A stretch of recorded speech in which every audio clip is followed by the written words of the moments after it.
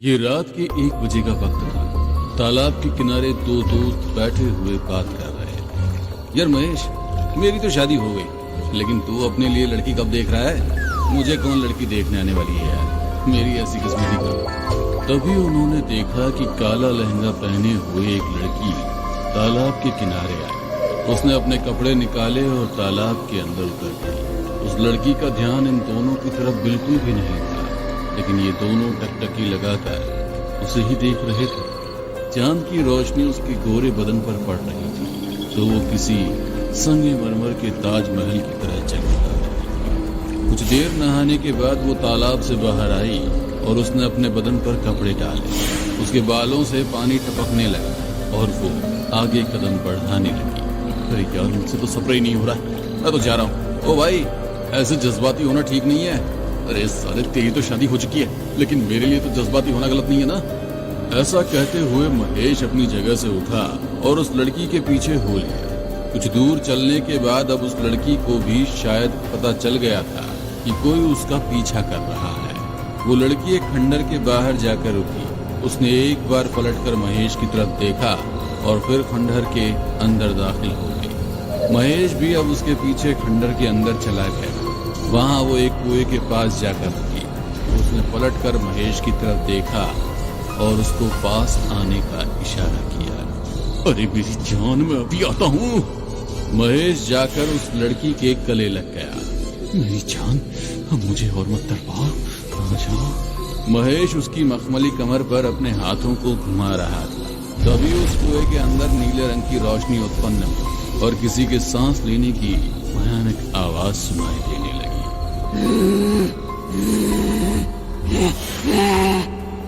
महेश उस लड़की से अलग होना चाहता था, लेकिन उसने कसकर महेश को गले लगाया था। उस कुएं के अंदर से एक बेहद भयानक पिशाची किसी छिपकली की तरह चलकर ऊपर तक आ गई। उस लड़की ने महेश को कुएं की तरफ धकेल दिया। उस पिशाचनी ने महेश को पकड़ा और उसे कुएं के अंदर ले गई। वो लड़की कुएं को देखते हुए रहस्यमयी अंदाज में मुस्कुरा रही थी।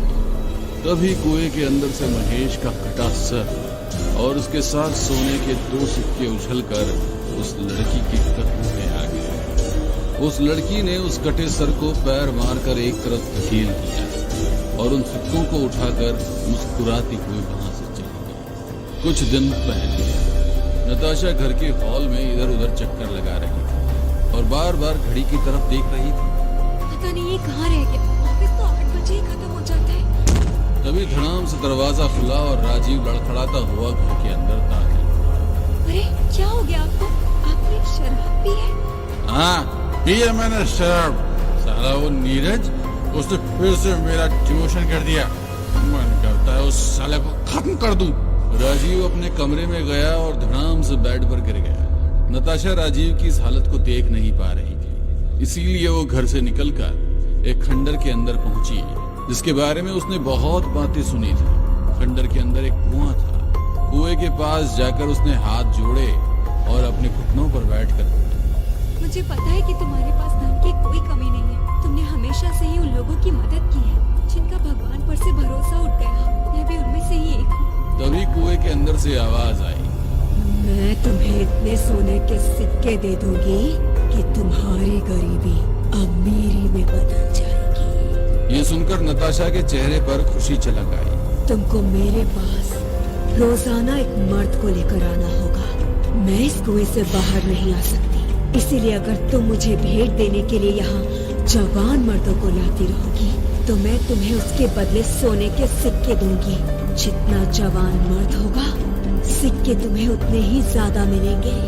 ये सुनकर नताशा इस सौदे के लिए राजी हो गई। जो 2 सिक्के पिशाचनी ने नताशा को दिए थे, उसने उनको मेन डोर के सामने फेंक दिए। सुबह राजीव उठा तो बहुत ज्यादा टेंशन में था। उसने नाश्ता किया और तैयार होकर घर से निकला। 2 कदम बढ़ाने पर ही उसको लोन में 2 सोने के सिक्के नजर आए। अरे बाप रे! उसने एक सिक्के को पत्थर पर रगड़कर देखा तो उसकी आंखें चौंधिया गई। सोने के सिक्के? 2 सोने के सिक्के! इसने तो मेरी बहुत सी परेशानी दूर कर दी। मेरा सारा कर्जा मैं उतार सकता हूँ। राजीव उन सिक्कों को पाकर बहुत खुश था और उसे खुश देखकर नताशा भी खुश थी। रात को जब राजीव घर वापस आया तो उसके हाथ में शॉपिंग बैग्स थे। वो बहुत खुश था। उसने नताशा को गले लगा लिया और कहा, देखो जान, मैं तुम्हारे लिए क्या लेकर आया हूँ। नताशा उसकी खुशी की वजह जानती थी, लेकिन फिर भी उसने अनजान बनने की पूरी कोशिश की। राजीव ने उसे अपनी मनपसंद साड़ी पहनाई और फिर दोनों ने कमरे में जाकर प्यार भरे लम्हे गुजारे। तकरीबन 2 बजे के वक्त जब राजीव गहरी नींद में था तो नताशा ने उसका मोबाइल निकाला। उसने उसके मोबाइल से नीरज सर का नंबर लिया, फिर कमरे से निकलकर उसे कॉल लगाया। हेलो। हेलो नीरज सर, मैं नताशा बोल रही हूँ, राजीव की भाई। लेकिन तुमने मुझे कॉल क्यों किया? मैं आपसे मिलना चाहती हूँ, वो भी अकेले, और राजीव को हमारी मुलाकात के बारे में कुछ पता नहीं चलना चाहिए। ये सुनकर नीरज के चेहरे पर रहस्यमय मुस्कान छलक रही। कुछ देर बाद नीरज की कार एक चौराहे पर खड़ी थी। तभी वहां पर नताशा आई। उसने नीरज को देखते हुए कातिलाना मुस्कान की और बोली, आपने मेरे पति से नाराज होकर इसका डिमोशन करवा दिया। मैं बस आपकी नाराजगी को दूर करने की कोशिश करना चाहती हूँ। ये सुनकर नीरज का चेहरा खिल उठा और वो बोला, तो बताओ, तुमको अपने फ्लैट पर ले चलूं? हम वहाँ आराम से बातें कर सकते हैं। वहाँ नहीं, आपके लिए मेरे पास एक परफेक्ट जगह है। अब नताशा ड्राइव करने लगी और नीरज उसके बदन को निहारने लगा। नताशा ने कार को उसी खंडर के पास ले जाकर रोका। अरे, ये तो एक खंडर है। पता है, आप जल्दी से मेरे साथ आइए। ये कहते हुए नताशा कार से निकली और खंडर के अंदर चली गई। उसके बाद नीरज भी आंखों में वासना लिए उसके पीछे हो लिया। नताशा उसी कुएं की बाउंड्री पर जाकर बैठ गई और नीरज भी उसके पास पहुंच गया। यहाँ क्यों बैठी हो मेरी जान? क्या ड्राइव करके थक गई हो? ये सुनकर नताशा उठी और उसने नीरज को कुएं में धक्का दे दिया। नीरज कुएं की बाउंड्री पर हाथों के सहारे लटक गया और तभी कुएं के अंदर से एक नीली रोशनी उत्पन्न हुई। नताशा, मुझे ऊपर खींचो, मुझे ऊपर खींचो। ये क्या कर रही हो? तुम ज्यादा देर यहाँ लटके नहीं रह सकते। तभी वो पिशाचनी दीवार पर चलती हुई नीरज के पास आने लगी। मुझे बचाओ!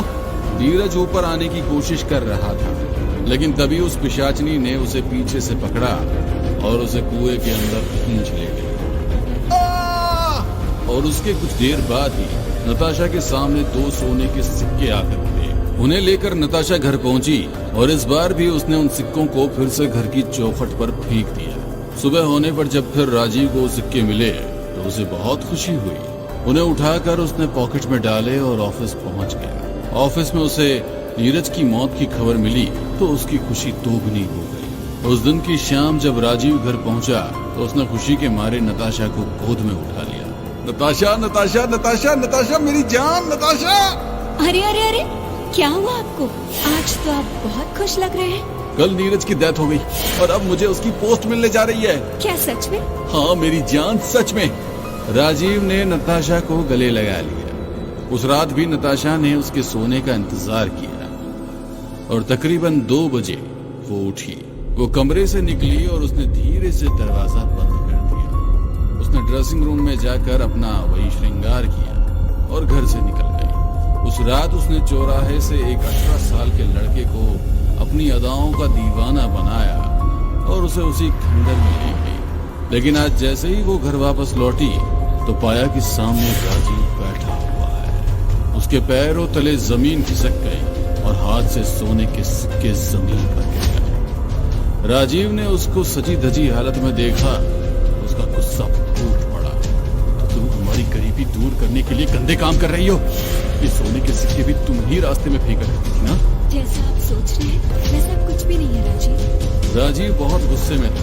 उसने 2 घूंसे नताशा के मुंह पर लगाया और उसको बालों के बल घसीट कर एक कमरे में ले गया।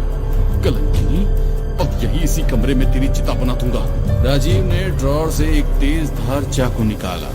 मेरी बात सुनिए। मुझे कुछ नहीं सुनना। ये कहते हुए उसने एक ही झटके में चाकू से उसकी गर्दन अलग कर दी। उसके खून के छींटे राजीव के चेहरे पर आ गए और उसकी आंखों में अभी भी उसका गुस्सा परवान चढ़ रहा था। चारों तरफ सन्नाटा छा गया और एक भयंकर आवाज अब राजीव को सुनाई दी। मुझे भेंट चाहिए, भेंट चाहिए मुझे। ये किसकी आवाज है? मेरी साधिका को मारकर तूने अच्छा नहीं किया। उसके चीखने की आवाज ऐसी थी कि राजीव के घर की सभी खिड़कियों के कांच टूट कर बिखर गए। राजीव अब बेहोश हो गया। सुबह उठा तो सब कुछ शांत था। नताशा की सड़ी लाश उसके पास ही पड़ी थी। वो सब एक सपना था, वैसा कुछ नहीं हुआ। वो जॉब पर गया और अपना काम करने लगा। दिन भर उसके साथ सब कुछ नॉर्मल था, लेकिन रात होते ही उसे वो भयंकर आवाज सुनाई देने लगी। तूने मेरी साधिका को मारकर अच्छा नहीं किया राजीव। मुझे भेंट चाहिए। कौन हो तुम? सामने क्यों नहीं आती? मेरी आवाज का पीछा करते करते मेरे पास चले आओ, वरना मैं तुम्हें जान से मार सकते हो। राजीव उस आवाज का पीछा करते हुए घर से बाहर निकल गया। काफी देर चलने के बाद वो उसी खंडर में कुएं के सामने पहुंच गया। कौन हो तुम और किस साधिका की बात कर रही थी तुम? तुम्हारी बीवी मेरी साधिका थी और तुमको सब कुछ बता देती हूँ। अब उस कुएं के अंदर से आती आवाज ने ही राजीव को सब कुछ बता दिया और पता चलते ही राजीव को एक बड़ा झटका लगा। वो अपने घुटनों पर आ गया और दहाड़े मार मार कर रोने लगा। मैंने मेरी बीवी को गलत समझकर सब मार दिया। मुझसे कितना बड़ा पाप हो गया। पाप तो हुआ है, लेकिन अब तुम्हारी जान खतरे में है। तुम अब मेरी बीवी की तरह मेरे पास जवान लड़कियां लेकर आओगे। जितनी कम उम्र की लड़की होगी, तुम्हें उतने ज्यादा सोने के सिक्के मिलेंगे। ये सुनकर अब राजीव को समझ आ गया कि अब वो बड़ी मुसीबत में फंस गया है। अगली शाम जब वो अपने ऑफिस से निकला तो एक लड़की उसकी कार में आकर बैठी। रश्मि तुम? हाँ राजीव, मुझे ये जानकर बहुत अफसोस हुआ कि तुम्हारी बीवी तुम्हें छोड़ के चली गई है। अब मैं कर भी क्या सकता हूँ? उसको प्यार तो बहुत किया था मैंने, पर अब रश्मि ने राजीव के हाथ पर हाथ रखा और बोली, अगर तुम चाहो तो मैं उसकी जगह ले सकती हूँ। ये सुनकर राजीव के चेहरे पर मुस्कान छलक आई और उसने गाड़ी आगे बढ़ाई। अरे तुमने इस खंडर के बाहर गाड़ी किस लिए रोकी? मुझे तुम्हें कुछ दिखाना है जान, तुम्हारे लिए वेलकम गिफ्ट। ओहो, एक खंडर में वेलकम गिफ्ट। रश्मि राजीव के साथ उस खंडर में चली गई और कुछ देर बाद ही उसकी भयानक